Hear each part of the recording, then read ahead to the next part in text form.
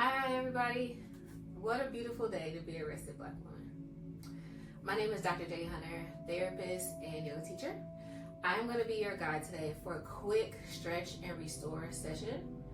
You will need 2 blocks if you have them. If you don't have 2 blocks, don't worry.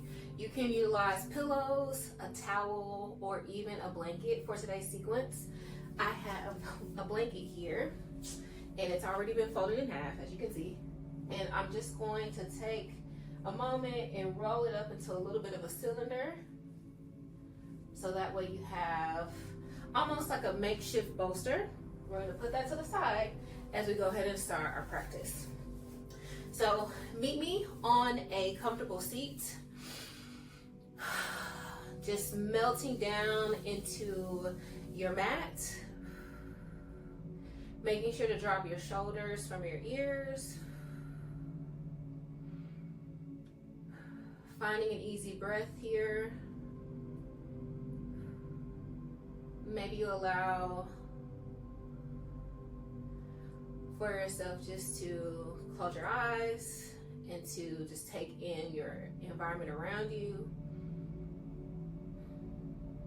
Now maybe you switch your breath to a intentional extended exhale.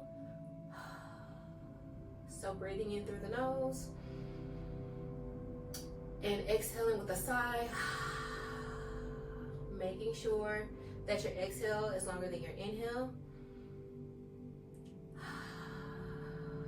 When your exhale is longer than your inhale, you're signaling to the body that it can rest.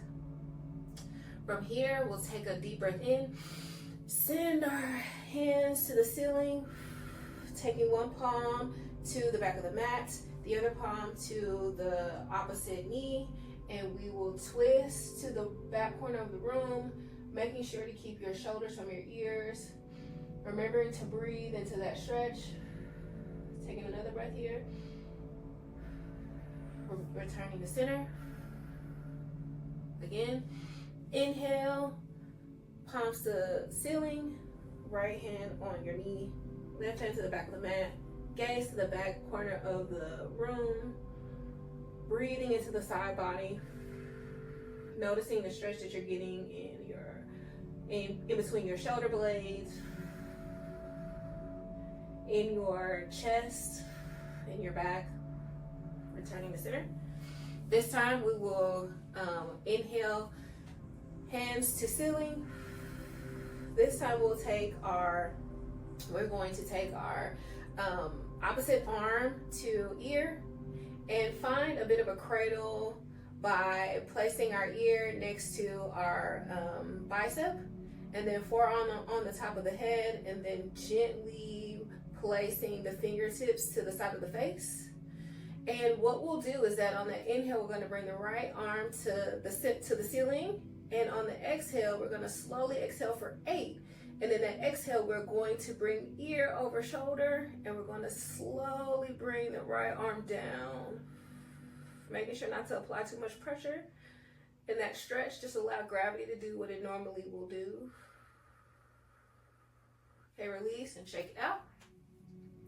Again, bicep to ear, forearm to the top of the head, fingertips to the side of the face.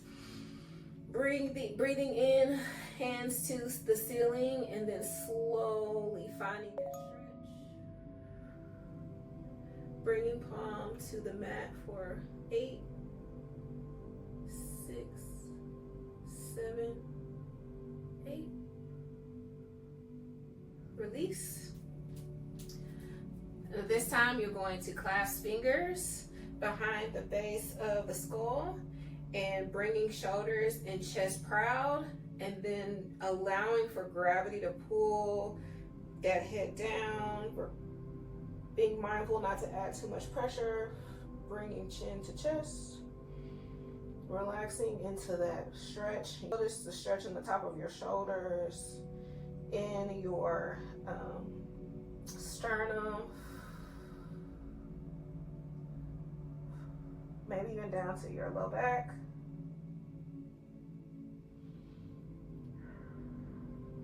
When that movement feels complete, just release, shake it out. And from here, we'll move to our tabletop position. Here in tabletop position, you always want to make sure that you're very careful about your ligaments, and you want to have good posture. So what you'll do is you're going to stack your palms, your wrists, your elbows, and your shoulders. And you're going to do the same thing with your knees, and hips. So you want to make sure that everything is stacked, and you want to hide your ankles behind your toes if you can, coming to a neutral spine, keeping your shoulders down. This is your tabletop position. Take a few breaths here, noticing what it feels like just to kind of push your fingertips into the mat energetically.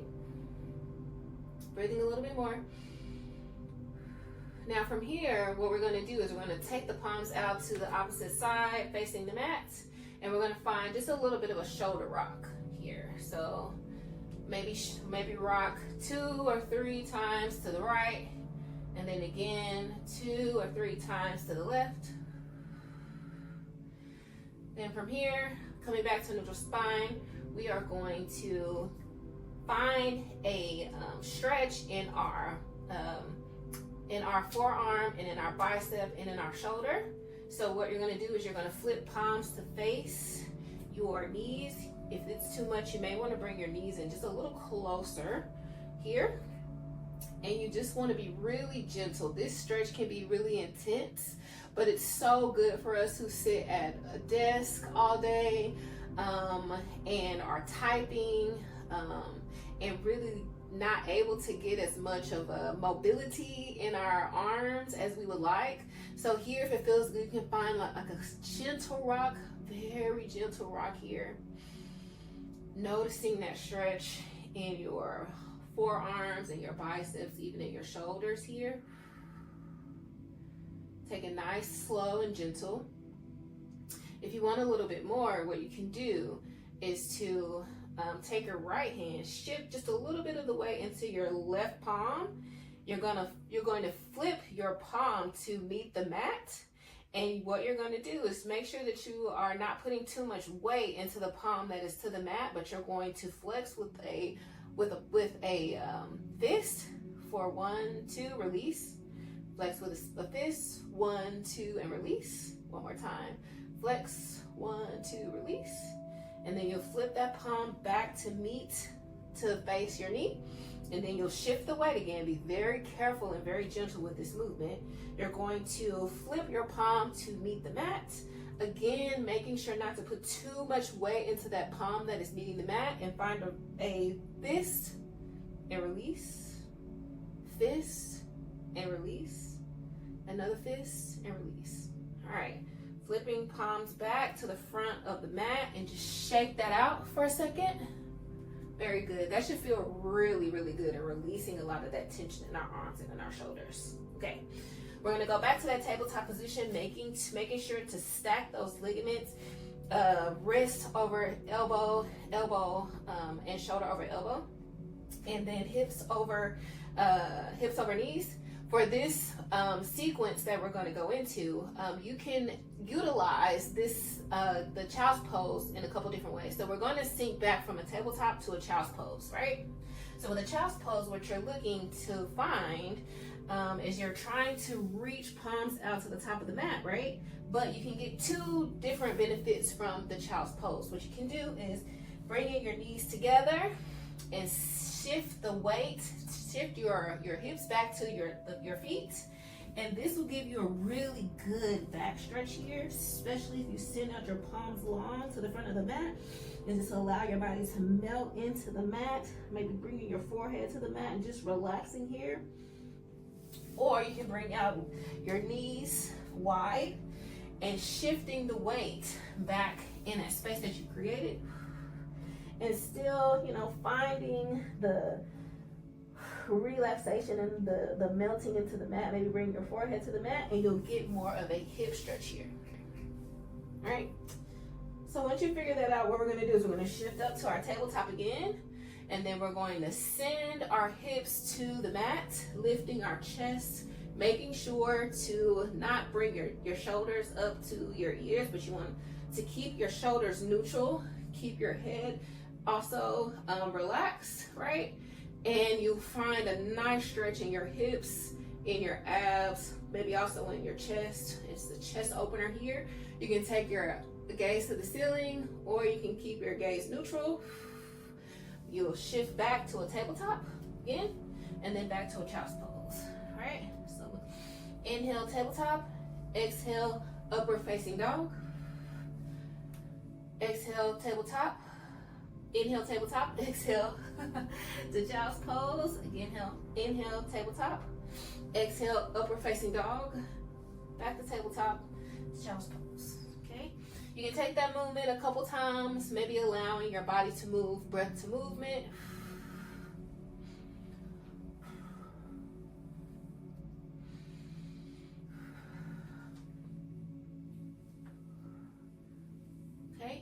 We're turning back to a neutral spine here.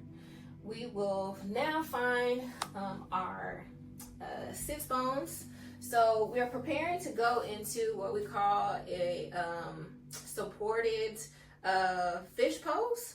So we can do this a couple ways. Remember I said you can have blocks or you can use your blanket. So with the blocks give you a little bit more tension and a deeper stretch, which is really good to to be able to address some of the knots that we get in our shoulders, and then also some of the tension that we hold in our occipital ridge right here, that little curvature in our in the base of our skull.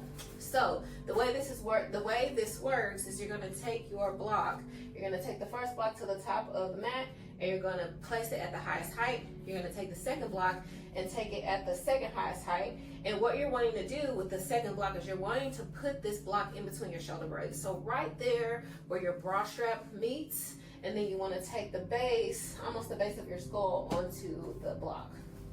So you're going to adjust, and find that space. Adjust the blocks where necessary, and allow yourself just to kind of just melt into that pose. You should notice that your chest opens up, that you feel the support in between your shoulder blades here.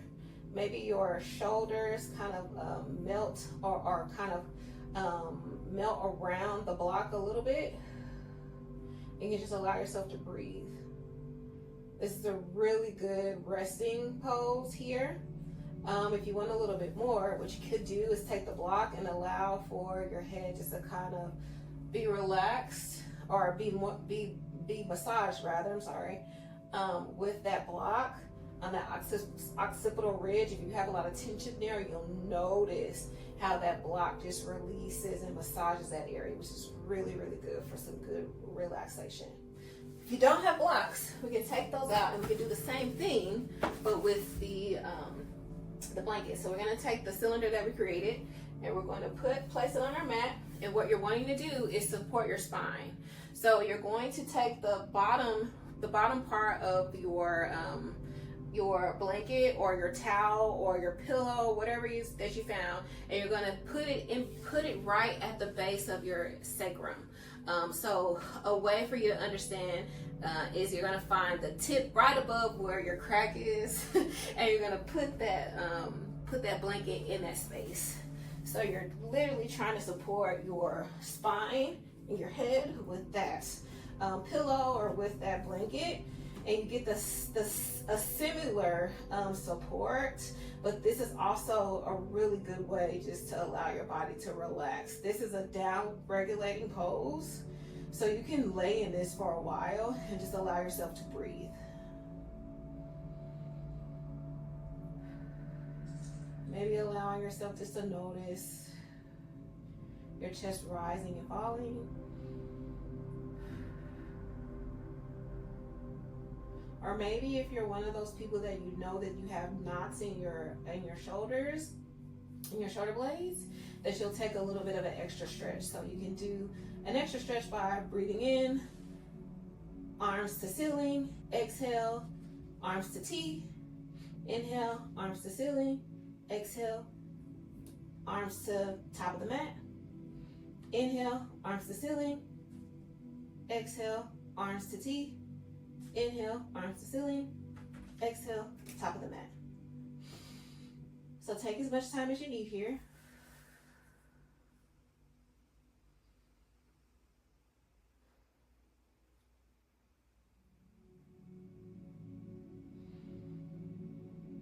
And when you're ready, we'll remove that for a second and just get a counter stretch in. So you can take knees to chest here and give yourself a nice little hug, and maybe just allow for your body to sway left and right.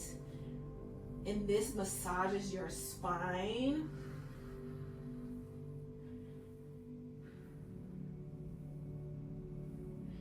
When that movement feels complete, you can straighten your legs, taking a block or your pillow or your blanket and placing underneath your knees and finding a supported Shavasana. You can either take palms to the ceiling or palms to the ground, palms to receive or palms to release. And just allow yourself to breathe here.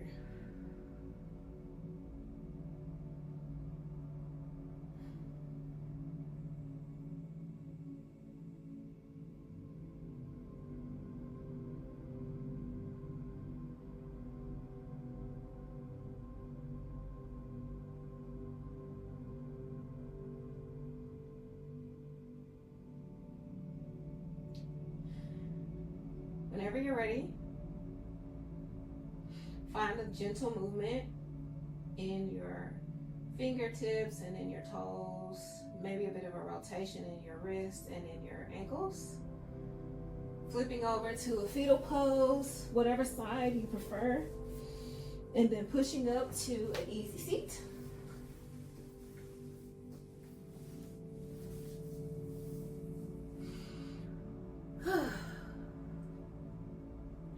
So that is the end of our practice. I hope that this practice gave you permission to rest, because rest is not only an act of kindness and resistance, but it is our birthright.